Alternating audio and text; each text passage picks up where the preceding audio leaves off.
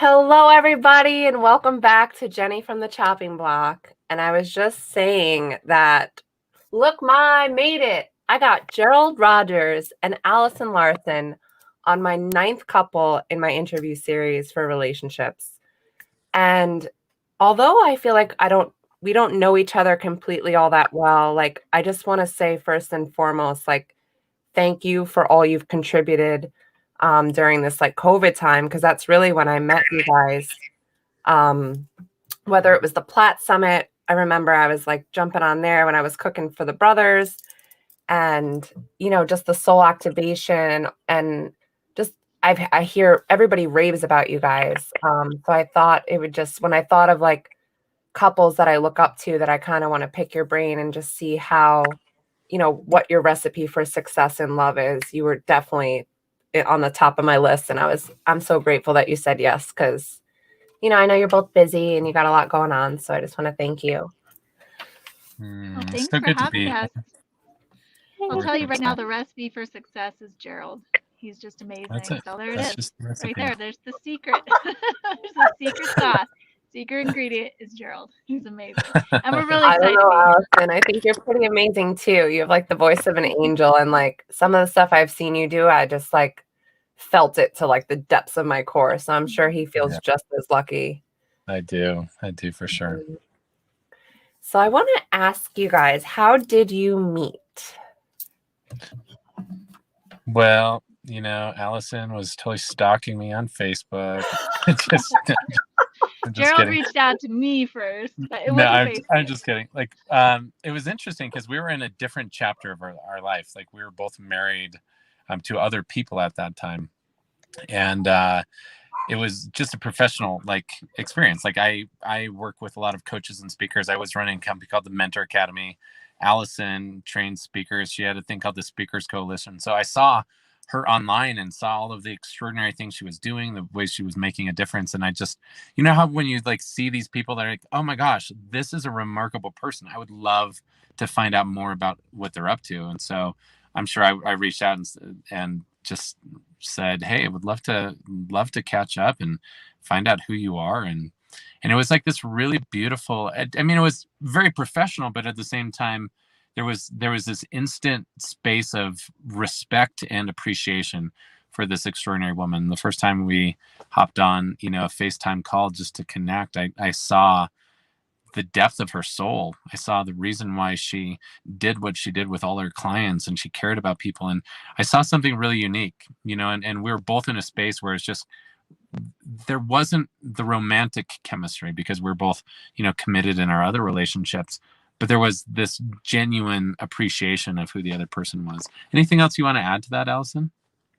Oh, it's just amazing. I remember after Gerald reached out to me on Facebook, I invited him to come down to an event I was doing in Orange County. And again, like I said, we neither of us were in a space where we were looking for a romantic partner when we first met.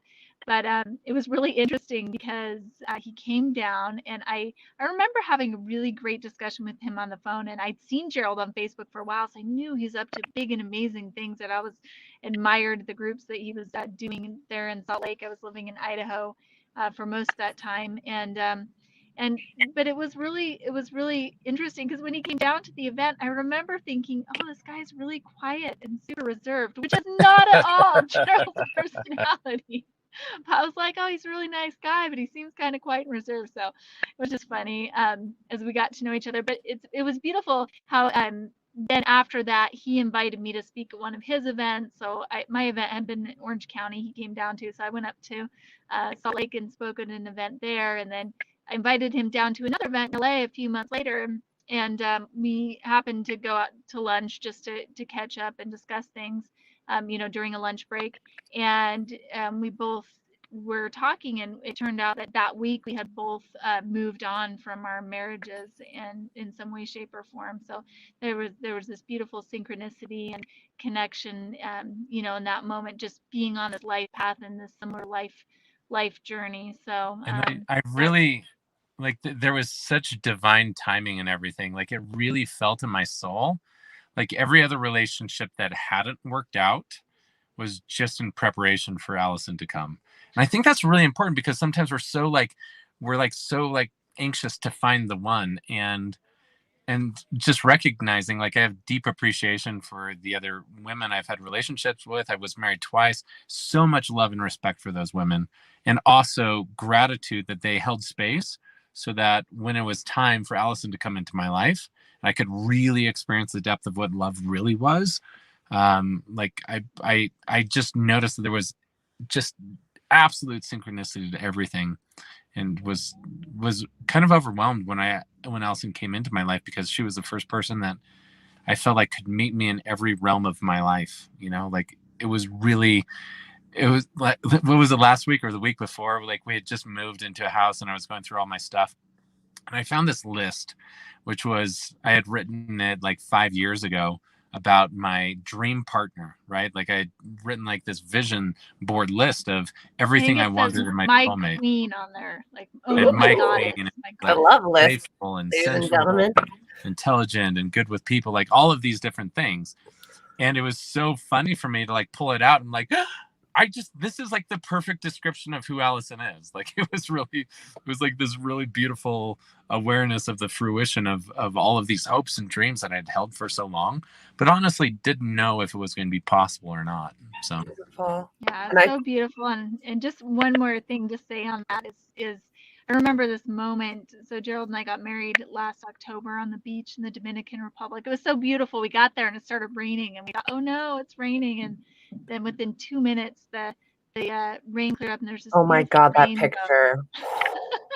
So on the beach with the rainbow. But I remember the moment I was standing at the top of the aisle, and I saw Gerald down there, you know, on the beach, and the beautiful rainbow in the background. And I just, like, I'm getting emotional thinking about it now, but just with every step I took, I thought about just this path of life and the beautiful synchronicities, and how many moments I thought, you know, the song God Bless the Broken Road, how many times I thought my road was broken, but it was the perfect path to lead me to that moment. And I just remember seeing him standing there and just thinking about how I was the luckiest person in the world. And also the depth and realization that it's every heartbreak that led me there. It was all the things that went wrong that led me to that moment that was just perfect and just right. So Absolutely gorgeous. You guys are gorgeous. And there's so many things that came up when you were telling your story. Like, for one, like, I'm doing, I don't know if you ever read Calling in the One. But the last lesson that we went over in the women's group was the mirror, you know, and I feel like you guys have a great mirror of each other. And you know how they say, like, what you see in me is what I see in you is really what I don't really see in me, or I don't know what the saying is, but it's like, I feel like you guys created, like, you have a great mirror of each other. And like how Gerald said, like, you met him in every single, you know, area in his life.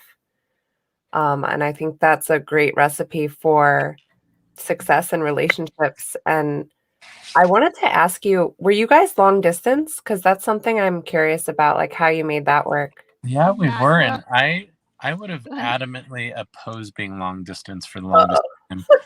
But there was something really beautiful. She lived in Phoenix. I lived in Salt Lake. I had my kids there. She had her kids in Phoenix. And so we would see each other, you know, when we could. You know, it was typically every other week when our schedules matched up, or we'd go on these, you know, do events or stuff.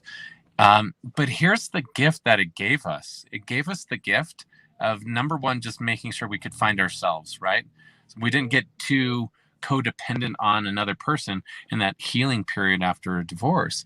And then the second thing is, we spent countless hours just going deep over the phone. We'd sometimes spend 2 or 3 hours every night, and we'd play Settlers of Catan on the phone, and we'd just ask ridiculously deep questions. And it was beautiful for me, because with Allison, I made a commitment with her as I was like engaging in this relationship, that I would be like, I just wanted a relationship where we could be radically honest, where like I had no need or desire to hide any part of me. Gorgeous. And so I shared with her the best parts of me, and I shared with her the worst parts of me, and the parts of me that I regretted most. And I basically, I laid it all in front of her. Just, I don't know, I think subconsciously it was a little bit of a test. It's like, all right, I'm not willing to go back into a relationship where I feel like I have to hide, where I feel like I have to be someone different in order to be loved and accepted. I just will not do that anymore. And to have my soul met with such unconditional love, it created this space where it wasn't like, it wasn't, I think if we're, together all the time, we would just want to have sex all the time, right? Like, just to be honest, right? But being long distance, we got to really go deep in a different way. We got to really like just explore each other's souls, and for the first 5 or 6 months, like I was adamant. It's like, hey, Allison, I want you to date other people. I don't want to feel like I'm responsible. And it just became this natural evolution where we both got to the point where it's just like, I know we have freedom to date other people, but there's no one else I actually even have any desire to be with. Mm-hmm. And so living long distance actually really worked for that stage of our relationship. It was beautiful. I love that.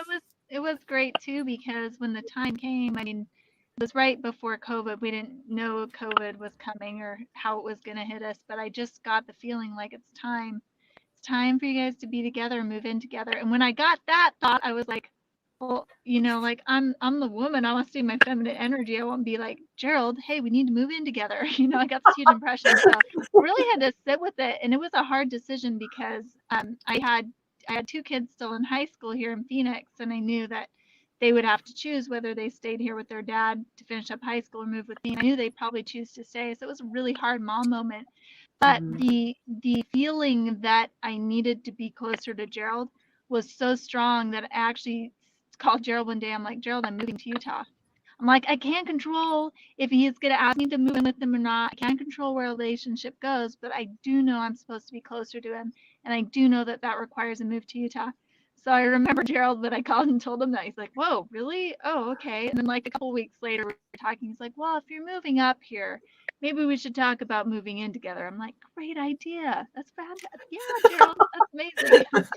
Glad I planted that seed. That's exactly what needs to happen. She's a clever one, that Allison. Love it. But it was this moment though of like, how do in a relationship where it was long distance, and then it was just this moment where it's like, okay, it's time now, and it was just beautiful. Here's one of the beautiful things that I like. If I could transfuse this into other people's relationships, it would make the biggest difference. It's maintaining the correct polarity in a relationship of masculine and feminine. Mm-hmm. And for Allison to know that she can absolutely lead from her feminine by tapping into her intuition, but for her to be able to say, hey, this is something I really feel is important, but then for me to lean into my masculinity, so I'm the one making the choice for me. Like, it's a really unique dynamic, because I don't know if other people have experienced this, but in other relationships I've been in, sometimes it's been hard to manage the masculine and feminine dynamics and keep that polarity so that the attraction stayed there. I've been in relationships in the past where, the woman has felt the need to get really controlling in the relationship in order to feel safe. And Allison is an amazing example of someone who's so strong and so powerful and so independent, yet so feminine and soft, and allows herself to melt into my masculine power and allows me to really show up as a man unapologetically. Like, she has this really unique gift that I wish every woman could learn, because it creates such a healthy dynamic within a relationship. Beautiful. And Gerald makes it so easy too, because he does stay in his divine masculine and just shows up for me. And I just have to, this is coming so strongly to my mind right now. Part of that is, he allows me this space and expansion that I need. Like, he's there to laugh with me when I laugh, but when I cry, he's there to hold me, and he doesn't try and fix me. He just says, hey, I got you, and that means so much to me. That allows me to stay in that feminine energy, to know that he's there, to know that he is going to be there in the good times, also in the hard times, that he's going to hold space for me when I'm going through things. He's not going to try and fix me. He's not going to make it his fault. He's just going to be there, and it inspires me to be the best version of myself. Beautiful. And I love that you brought up masculine and feminine energy, because I'm pretty new to the self-development space, and like I'm just learning. I'm taking a deep dive into the relationship sector, but like you said, Allison, sometimes I check myself, because especially the last 2 years, like I've had, well, actually for a while, I've always like tried to like I'm a giver. So like that receiving was hard for me, and just like checking myself to know that like that's not being feminine, or I'm still working through it because I'm not completely clear on like what's masculine and feminine at its core, other than feminine's flow and masculine would be like presence, right? Like do you guys have any like examples of like a good polarity within the dynamic? Yeah, I think this is a balance of energies, and we find that balance first within ourselves, right? We find the masculine and feminine within ourselves, and then bringing into a relationship, like to enter a relationship where there's no codependence, there has to be like this sense of wholeness within ourselves, right? And for me, like I have so much feminine energy in me. I love connecting deeply. I love creativity. I love playfulness. I love silliness. I love flirtiness. Like all of these attributes are traditional. I mean, they're the part of my sacred feminine inside of me, which allows me to be deeply connected or present or caring or nurturing or loving. And those are all really important characteristics of me. Like I really honor that. But the masculine is the warrior. The masculine is the king. The masculine is the producer. The masculine is the one that can be decisive and can take charge. The masculine is the one that can really support the feminine in feeling free, because it's not controlling. Like it's not about, hey, this way or no way. That's the unconscious masculine. The conscious divine masculine is like, I love you, babe. Here, trust me, follow me. I promise this is going to be better than you can possibly imagine. And that energy creates so much um so much passion when the feminine's able to receive and surrender. The fact that Allison is so able to surrender to me, she's so able to trust and lean into me, so that when she starts feeling a lot of emotion, I can just hold her and just presence her and hold her and just like, babe, I got you. And she just melts. Or I can like pick her up and I can pin her against the wall and say, babe, you're mine. And she'll melt every time. I own you, baby. I own you, baby. Like there's this energy of like like you're mine and I am going to devour you. And that energy is met when she receives it as the feminine, and she allows herself to surrender into that experience, and it requires a lot of trust for the feminine to be able to do that. Well, and I agree with that. I think too, it's really, as a woman, there's something I teach about, and it's about these different parts of the feminine. So you need all of these parts within you, and to have good relationships with all these components of you. So number one is the queen. So the queen is the energy, the feminine energy, in which you can create, in which you can delegate, in which you get things done, in which you rule your kingdom, right? So you need to be able to have that relationship with your queen energy. You need to be able to know that you can get things done and also allow yourself to be served. That's part of the queen energy, right? So I can go much more into depth with these, but you can imagine you need to be able to know and step into that queen energy when necessary. Like you can run the kingdom beside your king. Number two is you have this temptress energy, right? This is not only the sexy energy, but it's the fun and the flirty and playful energy. You need to have a relationship with that part of yourself and be able to call her forth. In fact, I even recommend, I have code names for each one of these versions of I love myself. So I have like a code name for my queen. The code name for my temptress is Heather. I don't know why, but that's what it is. So like when Gerald's like, hey, is Heather coming out to play right now? So you have your temptress, and you need to be able to have a good relationship with her. You need to be able to call for that fun, flirty, or sexy side of you. Number three is the nurturer. And as a woman, we need to have this good relationship with this part of ourselves that's able to nurture and to give. And I think that's where the giving part comes in that you're talking about. Like, it's not bad to give. That's an inherent part of being a woman, but it's in the feminine energy, which when it's in a nurturing, caring type of situation. And then the fourth energy is that of a warrior princess. My name for her is She-Ra. I don't know if you're probably too young to remember He-Man, but He-Man and She-Ra were big when I was little. So but She-Ra is that more masculine part. Some people I like to call it the feminine warrior part. I And love here's her. key. To be able to trust and surrender, you have to have a good relationship with your feminine warrior. You have to know as a woman that you have the ability to take care of yourself and then choose to surrender to the masculine. If you feel like you have to surrender, if you feel like you have to be taken care of by the masculine, you feel like you don't have any choice, then it's not an empowering surrender. It's a needy surrender. So, one of the best things that ever happened to me, I was married for 20 years. After my divorce, before Gerald and I got married, in this period where we were dating sometimes each other, sometimes other people, whatever. But the best part was I needed to prove to myself that I could take care of myself. I got married at 19, went from my parents' house to being under the care of my husband. I didn't know that I was capable. Even though I was running this successful business, I didn't know that I had that part of me that could take care of myself. So I had to build that relationship with my feminine warrior. And because I have, we can call her Princess Warrior too. That's my other name for her. But because I have built that relationship with her, now when Gerald says, I got you, I can take care of you, I can surrender to him in full choice, knowing Yes, that that's my decision because that's what I want to do. Does that make sense? absolutely. Thank you so much. And that's, I don't know, it makes it, I'm like excited. I can't wait to name mine. I know, that's the funnest part. It's like, what's the name for the queen? What's the name for the temptress, the nurturer, Ooh. and the princess warrior? So, yeah. So I have a million more, well, not a million, but I have a couple more questions, but I thought maybe this would be a cool time to do our game. Yes. Bring it. Okay. So Let's we're going do to it. play a little game, and Gerald and Allison are going to point to who they think, either to themselves or to each other, who this resonates most with. So the first one would be, who is the social butterfly? Who is more messy? I don't know.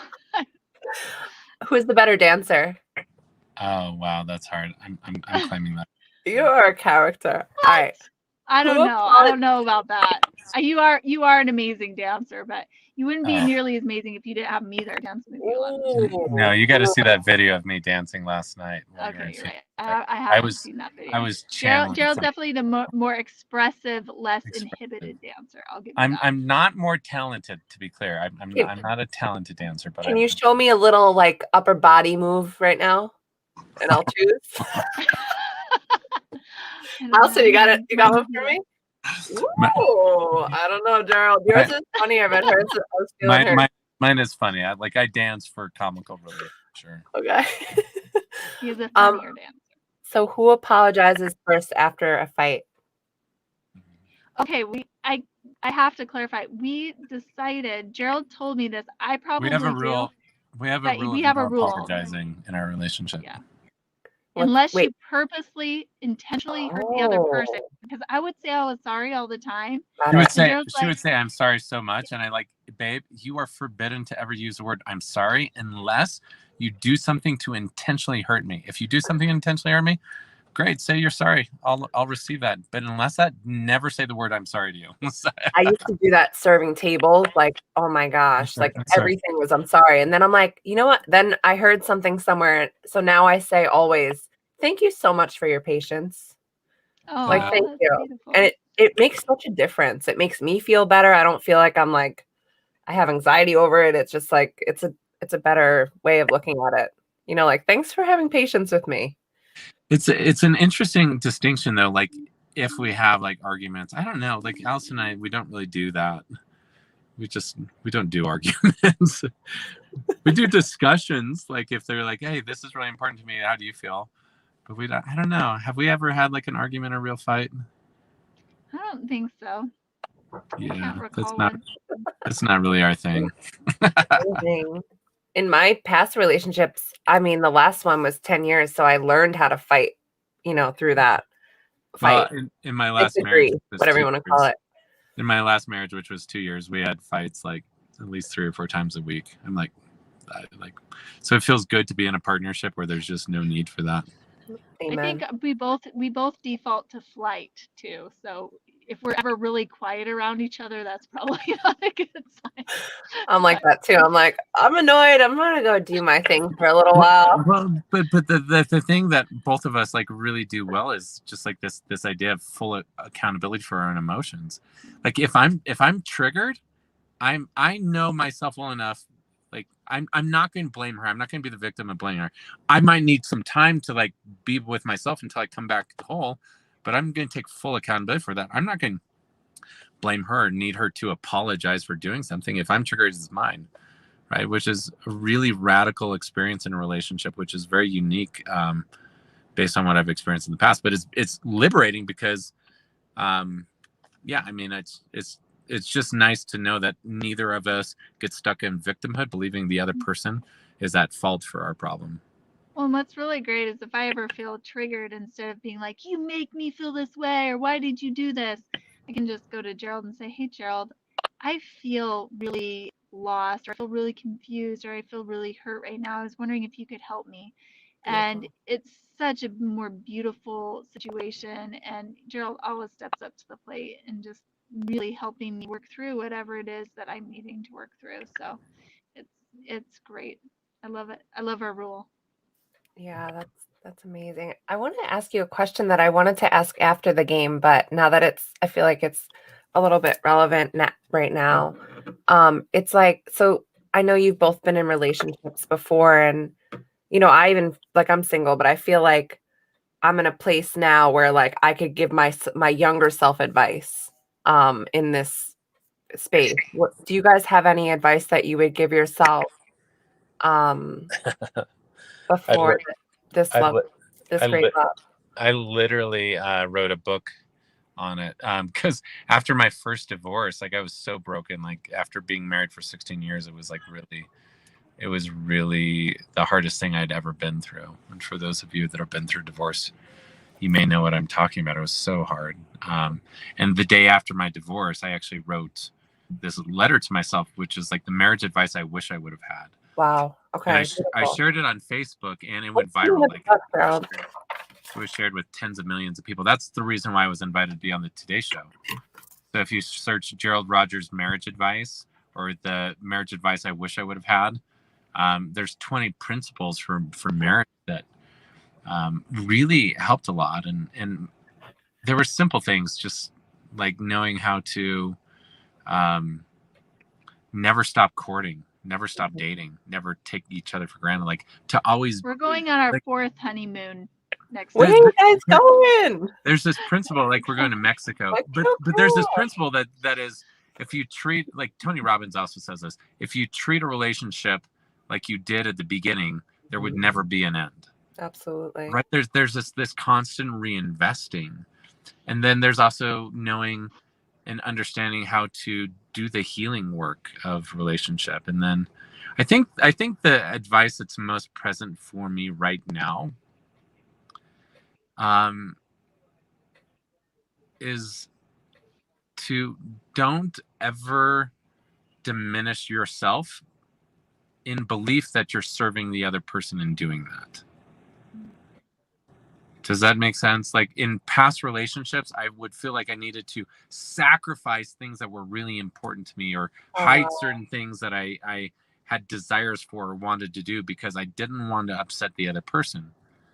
And I didn't realize how much I was ripping that person off, my partner off, because I wasn't able to give the fullness of me, to the point where like in my last relationship, I was concerned that she didn't like my blue hair, so I went back to brown hair. It might seem like a little thing, but I was trying to mold myself to fit into somebody else's, I've done that. Be accepted by someone else. I would do that. I had some crazy haircuts trying to please. Like I was like goth one time. That's not me, obviously. It's this interesting concept. Like if we just choose to be all of us, that person may or may not be a match for us. But for me, I only choose to be with someone that can accept all of me. Because I don't ever want to be in a relationship again where I feel like I have to diminish parts of myself to make the other person comfortable. And the reason why our relationship, Allison and I feel so alive in it, is because everything about Allison expands me rather than contracts me. But it's because I also made that choice that says, I'm not going to hide anything. I'm not going to shut down anything. I'm not going to like, of course I'm going to be present to what serves the relationship and be like, I'm not going to be selfish, but I'm also not going to, not be who you are. not be who I am. And I feel like that lesson for me, it took me, I don't know, 45 years to learn that one. So that's really powerful. And it's honestly why I feel so alive and so expanded, even after being with Allison for 2.5 years. It's just like, I feel this constant evolution, and I feel like she holds a space of unconditional love and acceptance where there's nothing in my past, present, or future that I feel like I need to hide or not share with her. You know, that's my advice. That's amazing. And it is really powerful. And I feel like I've tasted that, and like I'm trying to do that in my life, period. But it has been a huge growth, you know, Yeah. to just be who you are, and know that there's somebody out there like Allison that is going to love you and accept you and support you in that, and give you the freedom to be who you are, like without judgment. You can't love someone if you're judging them, right? Yeah, exactly. Yeah, I think for me, the advice that I would give the younger version of myself would be to trust and love yourself, Allison. Just always trust and love yourself. I think that's why I'm so passionate about teaching intuition, is because it was the moments in my life that I knew what I was supposed to do and I knew my path, but I doubted myself.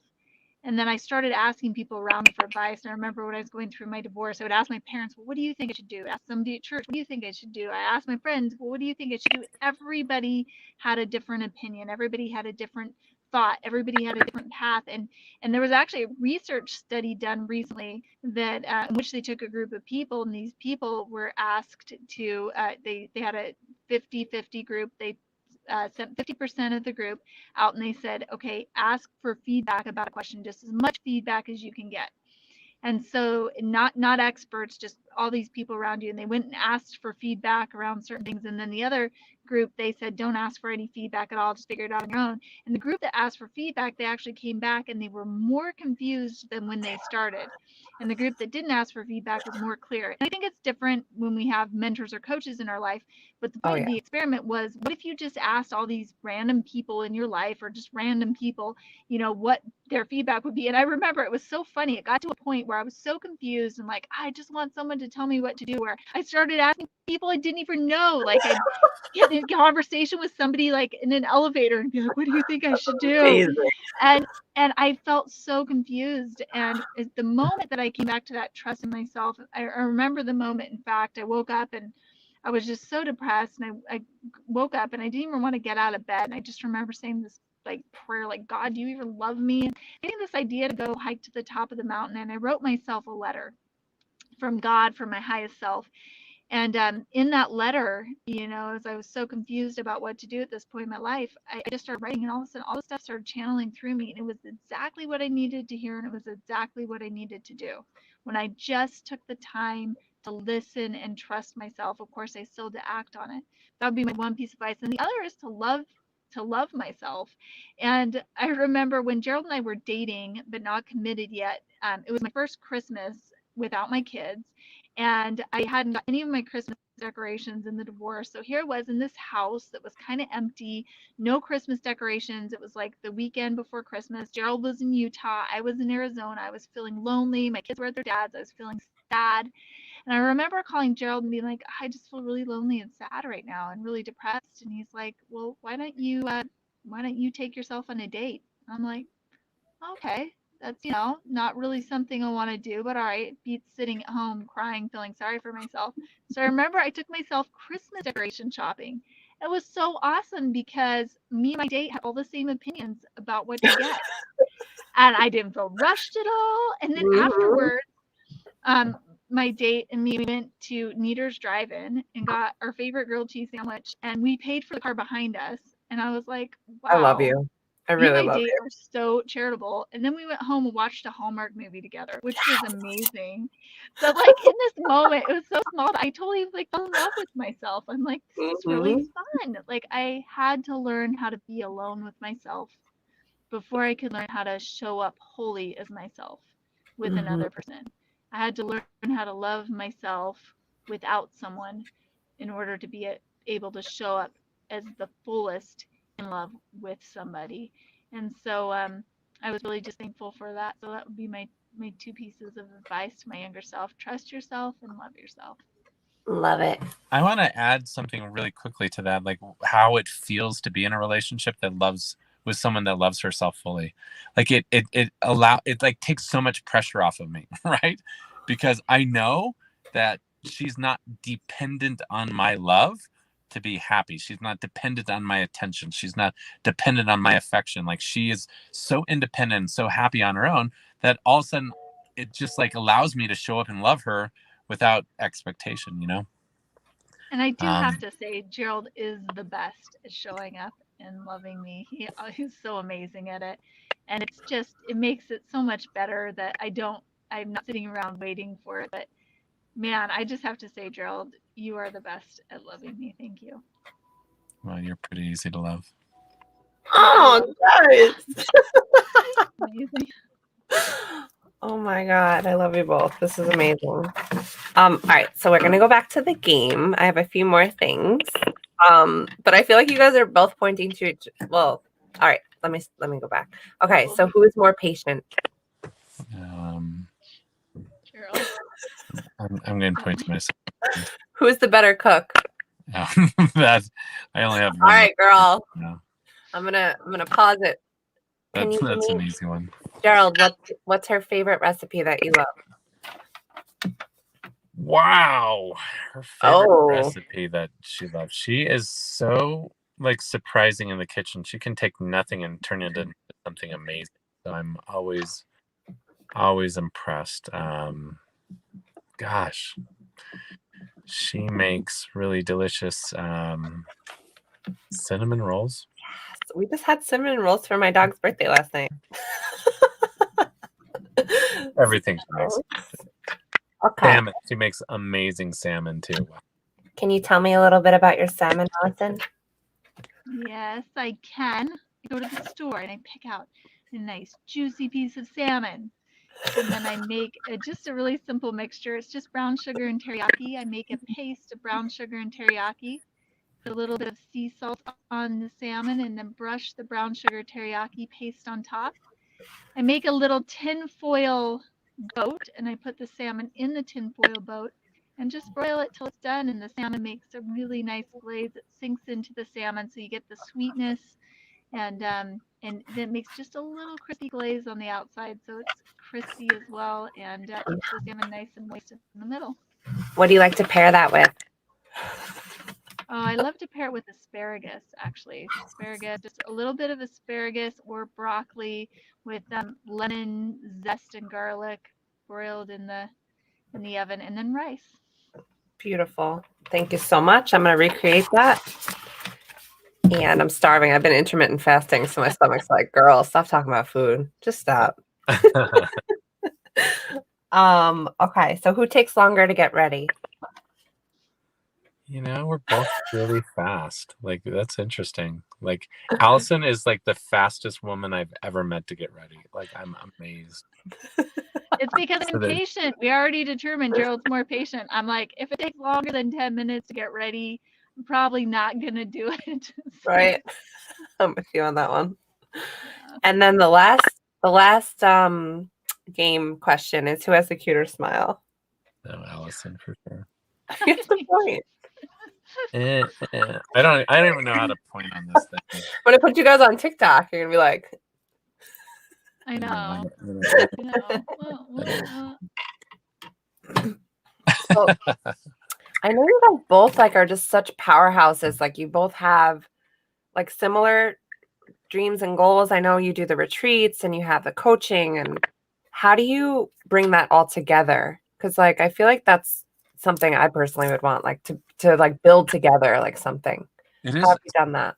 It is such a beautiful experience to have someone like Allison that has the ability to meet me in all these areas. Like my work, my passion, my mission is all devoted around this this company we call Legendary, which is about empowering people to live as their best self and create life and business that they love. Like it's a very clear purpose and mission I have in my life that's central to who I am. And to find someone like Allison that not only supports me unconditionally in it, that like cheers me on and wants me to have all of that, but she has the capacity to stand by my side on stage, to stand alone on stage, to facilitate the lead, in such a magnificent way. It's a really, really unique experience I have with her. And it's like our soul purpose is merged so closely. So we have our soul purpose, we have our soul partnership, where she's able to meet me in the space of my family. Like she's so incredibly good with my kids, amazing with her kids. And so like our family is like really blessed because of her nurturing presence. And then she's so sensual and so playful and so fun. And then she's also active, and I can go skiing with her or play tennis with her or just go to the gym, go do yoga. Like she loves to travel. Every little piece of my life, like it's so unique to have a best friend that also happens to be an amazing business partner. And I think it's an ideal for everyone, but it's a really rare combination. For most couples, I would recommend not working together. Oh, For okay. most couples, like it's just one more friction point unless you're so synced up. Like I tried working together with my ex-wife, and it was just painful, and it just gave us more things to argue about. I get it. So it like only work together if it's absolute total synergy and it nourishes and builds your relationship and makes it deeper. But if not, like just keep your relationships separate and sacred and let your business be your business. So I don't know. For me, what we do too is not even work. It's just our Yeah. soul like mission, and it's our calling in life. And that's what was really beautiful when Gerald and I first met, first started talking and having this romantic interest in each other. One of the things that just helped me to fall so much in love with Gerald was his desire and passion and ability to really remind people who they are. And Gerald has a saying, his saying is, all problems stem from forgetting who we truly are. And he really is fabulous at reminding people who they are, and he reminds me who I am all the time. And this is why it's not even work. It's I don't know if you've ever felt this way, but like you have this desire to help people. Like I was just born with this desire, like some kind of desire to help people, and it's just maybe it's because I'm contribution based, but I love seeing people's faces when they come to our event. I love hearing their story. I love seeing their lives change. And that's not work to me. That's like living, that's contributing, that's giving back. And the more I watch Gerald on stage, or the more I see him lead people and guide people through this journey of remembering who they are, the more and more I fall in love with him every single moment, because that's what life is about to me. It's about how can we all come together? How can we remind people of who they are? And so I don't even think it's fair to call work. Sometimes we wake up, we do these exotic retreats in different areas of the world for our clients too. And sometimes I wake up and I'm like, oh, I'm here in Costa Rica today, or I'm here in Dominican Republic or Nepal or wherever we are. And I think, oh, this is my just another day at work, going and adventuring and seeing all these sites. It's just I don't know if that works, for most people or if they've created a life where they've been able to do that. But I think that's the key thing too, is it's not work. It's I keep living, having this serving, vision of giving, you, sharing. Allison, with like, I don't know if I saw it from, I want to talk about what inspired the whole Platt Summit, but I just remember through that watching a video of you guys with the kids at the orphanage, and just like your beauty, just like shining through that image. It literally popped in my head 3 times when you were talking. Can you tell me a little bit about that? You said contribution is just such a big part of your lives. Was Yeah, that like what inspired I the would Platt love Summit? to. Yeah, it's really interesting. I'll tell you a story about what happened. We had been in Nepal, And one of the reasons we went there was to visit this orphanage, which Gerald and his brother had helped rebuild after the earthquake there about 5 years before. And I remember this moment driving up to the orphanage and thinking, oh, wow, we were mostly Americans. I think there was somebody from a couple Canadians and somebody from England there. But as we pull up, I just thought, wow, we're here to bless these kids' lives, to help them out. We have so much more than they do.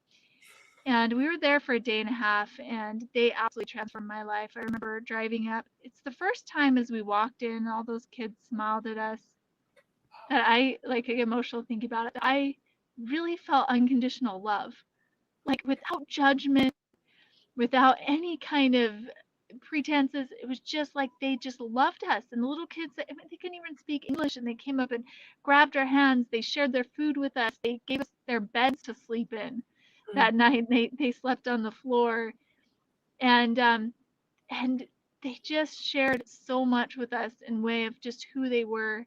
And we were there right before COVID hit, and we actually got back into the country just a day or two before they shut the border. And it was on our way back. We were in Istanbul, Turkey, and Gerald and I, so inspired by those orphans, just kind of asked the question, like, how can we really show up and serve the world at this time? And as we were kind of pondering that, asking that question, I remember this moment of being overcome with fear. And I was in the bathroom in the hotel in Istanbul, and just all of a sudden the fear hit me, like, what are we going to do? How are we going to take care of our kids? What's going to happen to our business? Like, the world, something's going on in the world right now.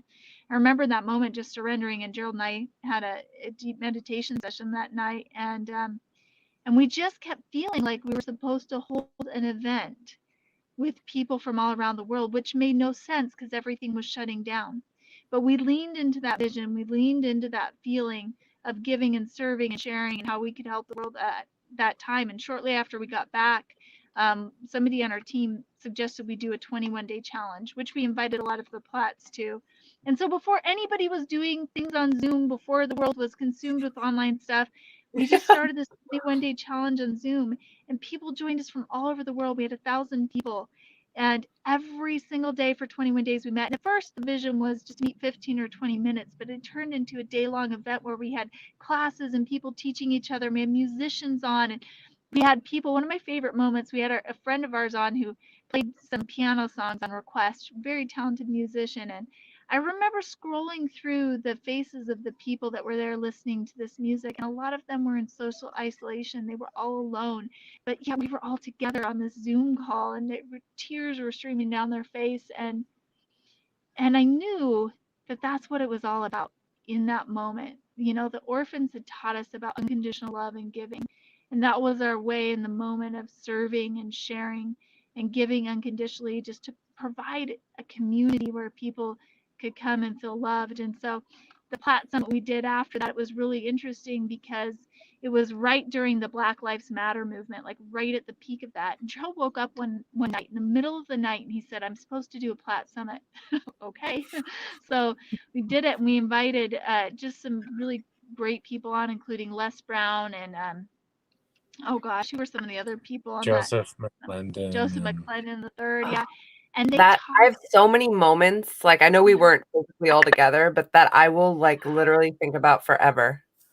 Well, it was these moments where those two in particular shared insights onto what was going on in a way that was so loving and helped me understand so much more. There was a moment during that summit where I thought, oh, this is why this is happening right now.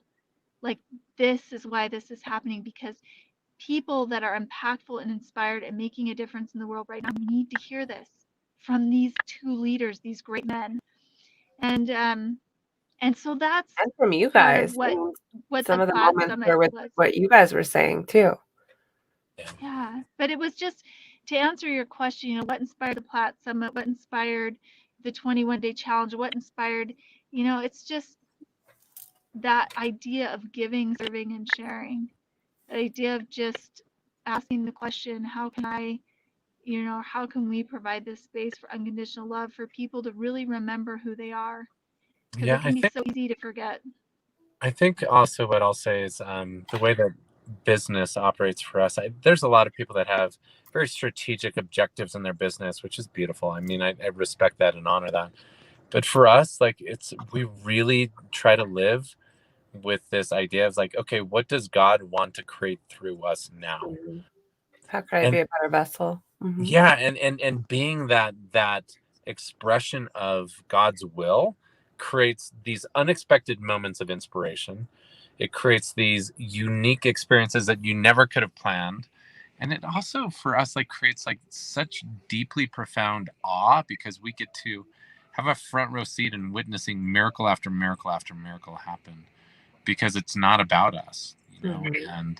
And to find a partner like Allison that can co-create with that same level of intentionality and openness and flexibility, like it's so rewarding, and I'm really grateful for it. I want that for everyone, but I also know that not all relationships have that same code, that same purpose, that same need. All And right. it's interesting because even though Gerald and I haven't had any biological children together, we've got 10 between us, but we haven't had any together. I feel like we have this whole soul family, Oh yeah. that we kind of brought together, and it's so beautiful. We still, we still meet every single morning for something we call soul activation, and people join from all over the globe, and it's just this beautiful opportunity, like 15-20 minutes where people can come together and be inspired and get in their peak state for the day and connect with each other. And it's just been beautiful to watch that whole community grow. And I've really loved it. Met some great friends through there too. We've had some after parties that were really fun and funny. Talking about dancing. Yeah. All right, guys. Well, I just want to ask you, there's so much more I could ask, but if maybe there's something that you could share, like a recipe for success in love or anything else that's on your heart that we didn't talk about yet. Yeah, I think as you say that recipe for success is there is no recipe. You know, like there is ingredients that we can each use, and the ingredients might be learning how to be in flow and presence, knowing how to connect intentionally, understanding vulnerability and authenticity, being like really committed to a purpose. Like there's a bunch of ingredients that make life, make business, make relationships work. And I think the biggest thing that I encourage for people is just explore different ingredients and just try them out and taste them. You know, just like finding a good recipe for a dinner. Like there's no one right way to make dinner, but I play love with. that you're saying this right now because I'm a chef. Like I cook and it's like I don't like following recipes because it's part of my meditation. And like that's why I'm not a baker because if I would bake, I would follow the rules and like I like to create when and I love that you're saying this because I've never put that into this. I'm trying to incorporate like what I'm good at and what I love and just to say like there really is no right recipe for Yeah. this. And the sabotage is everyone's looking outside of themselves for the formula. What's the formula? What's the 5 keys to success? What's Mhm. like it's like get out of the idea that there's some right way to do it Mhm. and be in the curiosity of what feels right now.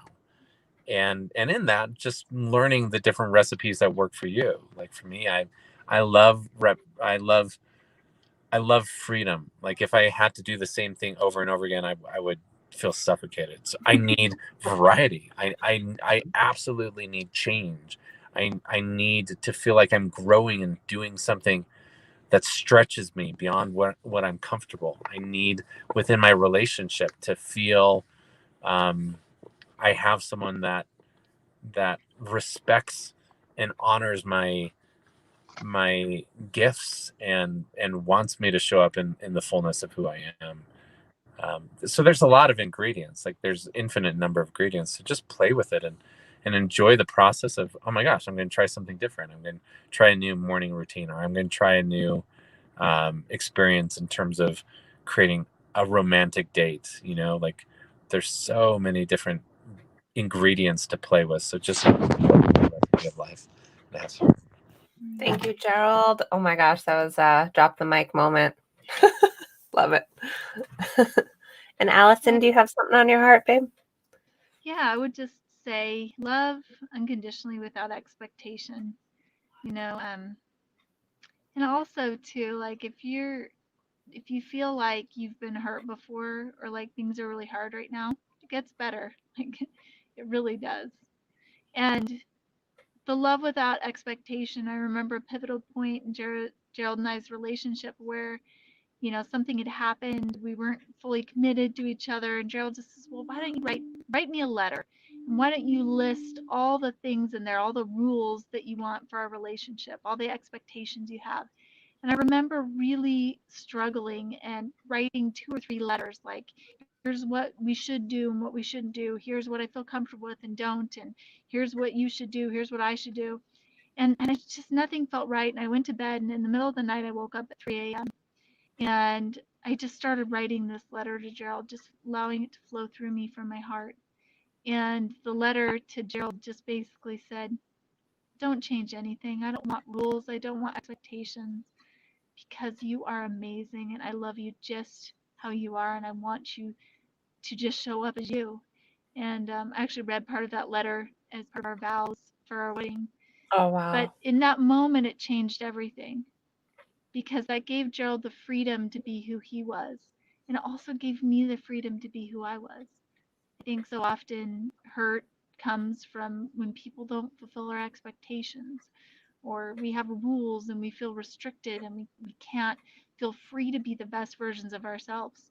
In a truly loving relationship, you should feel expanded and not contracted. In a truly loving relationship, you should experience that expansion and that love. So just love unconditionally, love just without any expectations, and give yourself permission to have people love you in that same way too.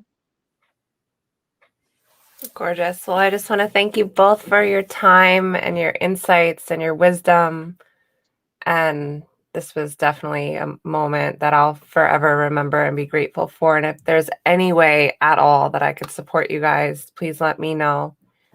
Because I'll do anything for you guys. And I'm going to take you up on that. We're going to be putting on another Plaid Summit. So cool. Yeah, I want to post in the link too, a couple of links to support everything that you guys are up to. And I just thank everyone in the audience for watching. Hey, Brad. I think this is Sing also here watching.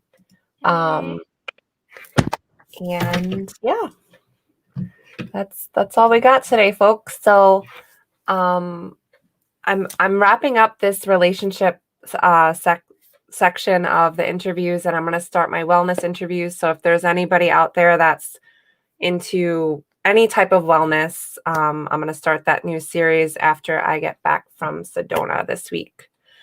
So Gerald and Allison, thank you for joining. I hope you have a blast. Much. You're amazing. Thank you. I'll talk to you guys soon. Bye. Ciao.